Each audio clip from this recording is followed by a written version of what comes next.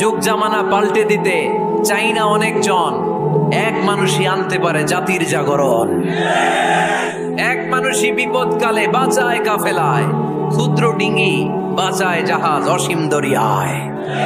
সমাজ পরিবর্তনের জন্য এতজন দরকার নাই, একটা ওমর হইলে বাংলাদেশ সোজা হয়ে যাবে, ঠিক কিনা? একজন ইমাম মাহাদি হলে গোটা বাংলাদেশে ঠিক করে দিবে কে?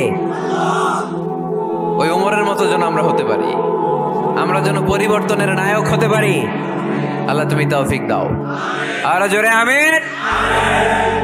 সুবহানাকাল্লাহুম্মা রাব্বানা ওয়া বিহামদিকা আল্লাহুম্মা ইগফিরলি, এর অর্থ হচ্ছে, হে আমার রব, আপনার পবিত্রতা ঘোষণা করছি, আপনার প্রশংসা আমরা করছি, আল্লাহ আপনি আমাকে ক্ষমা করে দেন, আল্লাহুম্মা ইগফিরলি। জীবন এটা সহজ নয়, জীবন চলার পথ সহজ নয়, এটাকে সহজ করে নিতে হয়। কখনো সবর করে, কখনো ক্ষমা করে, কখনো অন্যকে ইগনোর করে, কখনো দোয়া করে, কখনো আল্লাহর উপর তাওয়াক্কুল করে, ঠিক কিনা?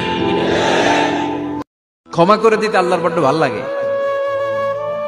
বান্দা আল্লাহর কাছে বারবার চাক, চোখের পানি ছাড়ুক, এটা আল্লাহ পছন্দ করে। চোখের পানির যে কত পাওয়ার আপনি কল্পনাই করতে পারবেন না। অনুশোচনার চোখের পানি চোখ বেয়ে নাকের ডগা পেয়ে জমিনে পড়ার আগেই আল্লাহ এই বান্দারে মাফ করে দেয়। আল্লাহ আপনি আমার গুনাহ মাফ করেন, ছোট গুনাহ, বড় গুনাহ, প্রকাশ্য গুনাহ, গোপন গুনাহ, ইচ্ছায় করেছে যে গুনাহ, অনিচ্ছায় করেছে যে গুনাহ, আল্লাহ সব গুনাহ আপনি মাফ করে দেন।